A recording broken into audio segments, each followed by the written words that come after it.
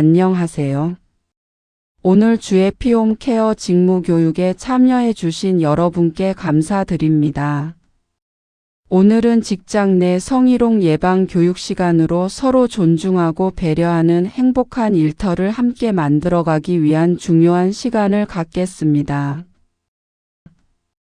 첫 번째 순서로 교육의 목적과 우리 회사의 방침에 대해 알아보겠습니다. 여러분, 우리는 왜 이 교육을 받아야 할까요? 성희롱은 단순히 개인의 장난이나 실수가 아닙니다. 이는 여러 면에서 심각한 영향을 미칩니다. 첫째, 우리의 소중한 동료들을 보호하기 위함입니다. 성희롱은 피해자에게 회복하기 어려운 큰 상처를 남깁니다. 둘째, 모두가 즐겁게 일할 수 있는 일터를 유지하기 위해서입니다. 성희롱은 동료들의 사기를 저하시키고 업무 효율을 떨어뜨려 모두에게 부정적인 영향을 줍니다. 셋째, 깨끗한 회사 이미지를 지키는 데 필수적입니다. 성희롱 사건은 우리 기관의 신뢰를 무너뜨리고 대외적인 이미지를 실추시킬 수 있습니다. 이러한 이유들로 우리는 오늘 이 자리에 모여 교육을 이수해야 합니다. 저희 해피홈 케어는 직장 내 성희롱에 대해 다음과 같은 엄격한 약속을 드립니다. 어떤 형태의 성희롱이든 절대 금지하며 어떠한 경우에도 용납하지 않을 것입니다. 만약 피해자가 발생한다면 저희는 피해자를 끝까지 지키고 보호하며 철저한 비밀 보장을 약속드립니다. 또한 규정을 어기고 성희롱 행위를 한 가해자에 대해서는 단호하고 엄격하게 조치할 것입니다. 이 약속은 우리 모두의 안전하고 건강한 일터를 위한 확고한 의지입니다. 다음으로는 직장 내 성희롱이 정확히 무엇인지 그 개념과 특징에 대해 자세히 살펴보겠습니다. 성희롱이란 정확히 무엇일까요? 세 가지 주요 요소를 기억해 주세요. 첫째, 업무와 연관된 자리에서 발생하는 것입니다. 이는 단순히 근무 시간뿐만 아니라 회식, 야유회, 워크숍 등 업무와 관련하여 이루어지는 모든 장소를 포함합니다. 둘째, 원치 않는 성적 언동이 있어야 합니다. 이는 야한 농담, 부적절한 신체 접촉, 성적인 내용의 이야기 등이 해당됩니다. 셋째, 이러한 언동으로 인해 불쾌함과 수치심을 느끼는 경우입니다. 가장 중요한 것은 상대방이 그 행위로 인해 기분 나쁘고 수치스러웠다면 성희롱이 성립될 수 있다는 점입니다. 주의하실 점은 나의 의도는 장난이나 친근감 표시였다 하더라도 상대방이 불편함을 느꼈다면 이는 성희롱이 될 수 있습니다. 가해자의 의도보다 피해자가 느끼는 감정이 더 중요합니다. 성희롱이 성립하는 세 가지 주요 조건에 대해 말씀드리겠습니다. 첫째, 직장 지위 이용입니다. 이는 상사나 동료라는 직장 내 관계를 이용해 발생하는 경우를 말합니다. 둘째, 성적인 말과 행동이 있어야 합니다. 말로써 성적인 내용을 언급하거나 특정 행동을 하거나 성적인 이미지 등을 보여주는 모든 행위를 포함합니다. 셋째, 고용상 불이익이 발생했을 때입니다. 성적인 언동을 거절했을 때 업무 배제나 승진, 누락 등 업무적으로 불이익을 받게 되는 경우에 해당합니다. 성희롱은 단순히 개인끼리의 말다툼이나 사적인 문제가 아닙니다. 이는 조직 전체의 문제입니다. 성희롱 사건이 발생하면 관리자는 긍정적인 직장 분위기를 만들 책임이 있습니다. 또한 성희롱은 한 번 발생하면 반복적으로 이어질 위험이 크고 대부분의 경우 권력 관계가 개입되어 있어 피해자가 쉽게 거절하기 어려운 위치를 이용하는 경우가 많습니다. 이러한 특성 때문에 성희롱은 개인의 문제를 넘어 조직 차원에서 함께 해결해야 할 과제입니다. 이제 성희롱의 구체적인 유형과 실제 사례들을 통해 좀 더 명확하게 이해하는 시간을 갖겠습니다. 성희롱은 크게 세 가지 유형으로 나눌 수 있습니다. 첫째, 언어적 성희롱입니다.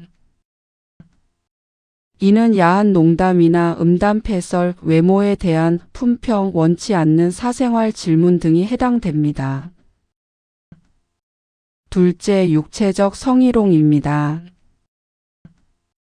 어깨를 주무르거나 팔짱을 끼는 등 불필요한 신체 접촉, 손을 잡거나 강제로 포옹하는 행위 등이 여기에 속합니다.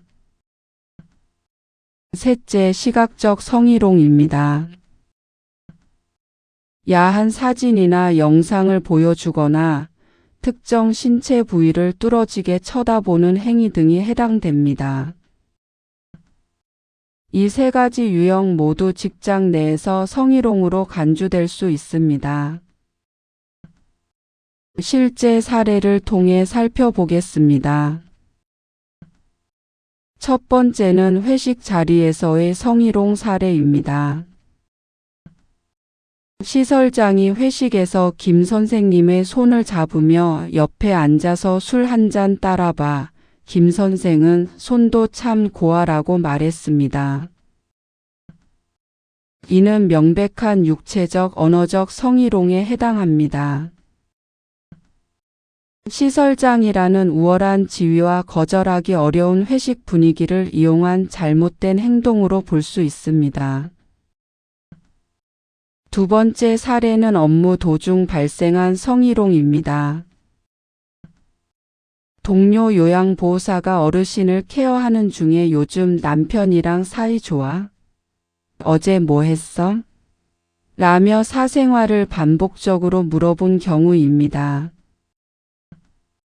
이처럼 성적인 의미가 담긴 사생활 질문을 반복적으로 하는 것 또한 성희롱에 해당합니다.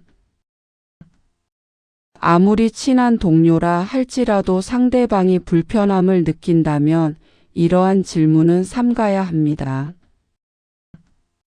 특히 최근에는 카카오톡을 통한 성희롱도 빈번하게 발생하고 있습니다. 얼굴을 직접 보지 않는다고 해서 성희롱이 아닌 것은 아닙니다. 단체 카톡방에 야한 사진이나 영상을 전송하거나 늦은 밤 개인적으로 성적인 메시지를 보내는 행위 혹은 원치 않는 꽃 사진이나 애정 표현을 지속적으로 보내는 것 모두 성희롱에 해당합니다. 내가 아무리 장난이었다고 변명하더라도 상대방이 거부감이나 불쾌감을 느꼈다면 이는 처벌 대상이 될 수 있음을 명심해야 합니다. 이어서 직장 내 성희롱과 관련된 법률 규정과 실제 처벌 내용에 대해 알아보겠습니다. 법으로 정해진 사업주의 의무는 크게 세 가지입니다. 먼저 교육 의무로 연 1회 이상 전 직원을 대상으로 성희롱 예방 교육을 실시해야 합니다. 이를 어길 시 500만 원 이하의 과태료가 부과됩니다. 다음으로 조사 의무입니다. 성희롱 사건을 인지한 즉시 사실 확인을 위한 조사를 시작해야 하며 이를 게을리하면 역시 500만 원 이하의 과태료가 부과됩니다. 마지막으로 가장 중요한 피해자 보호 의무입니다. 사업주는 피해자에게 불이익한 처우를 해서는 안 되며 만약 이를 어길 시에는 3년 이하의 징역이라는 매우 엄중한 처벌을 받게 됩니다. 그럼 성희롱 행위자에 대한 징계 수위는 어떻게 될까요? 강제적인 신체 접촉과 같은 심각한 행위의 경우 해고 또는 중징계에 해당합니다. 반복적인 성적 언동이나 언어적 성희롱은 정직이나 강등 등의 처분이 내려질 수 있습니다. 비교적 가벼운 말실수라 할지라도 감봉이나 견책 등의 징계를 받을 수 있습니다. 특히 최근 법원은 아주 작은 성희롱 행위라도 해고가 정당하다는 판결을 내리고 있습니다. 이는 성희롱에 대한 사회적 인식이 얼마나 엄격해졌는지를 보여주는 사례입니다. 다음으로 성희롱 사건 발생 시의 대처 요령과 공식적인 신고 절차에 대해 상세히 설명해 드리겠습니다. 만약 직장 내 성희롱 사건이 발생하면 어떻게 대처해야 할까요? 4단계의 절차를 따라주세요. 첫째, 상담 접수입니다. 고충 상담원에게 즉시 상황을 알리고 도움을 요청하십시오. 둘째, 사실 조사가 이루어집니다.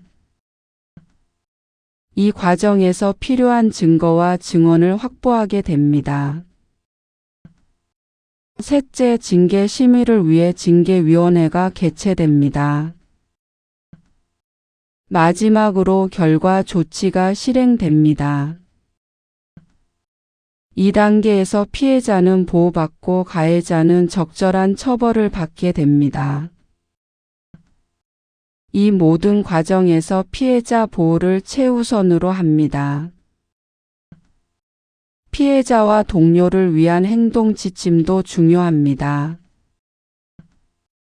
만약 여러분이 피해를 당했다면 첫째, 명확하게 거부 의사를 표현하세요. 둘째, 관련된 기록과 증거를 보관해 주세요. 문자 메시지나 이메일 등 모든 기록이 중요합니다. 셋째, 즉시 센터나 고충 상담원에게 도움을 요청하십시오. 만약 동료가 피해를 당하는 것을 목격했다면 첫째, 2차 가해, 즉 소문을 내거나 피해자를 비난하는 행위를 절대 금지해야 합니다. 둘째, 피해자의 든든한 증인이 되어 주십시오. 셋째, 피해자의 잘못으로 돌리는 행동은 절대 해서는 안 됩니다. 우리 모두가 서로를 지켜주는 역할을 해야 합니다. 이제 오늘 교육을 마무리하고 질문과 답변 시간을 갖도록 하겠습니다. 추가적인 도움이나 상담이 필요하시면 저희 센터 2층 고충 상담실을 찾아주시거나 김대성 담당자에게 연락 주십시오. 연락처는 032-529-0354입니다. 오늘 교육을 통해 우리 모두가 서로 존중하고 배려하며 더욱 건강하고 행복한 일터를 만들어 갈 수 있기를 진심으로 바랍니다. 경청해 주셔서 감사합니다.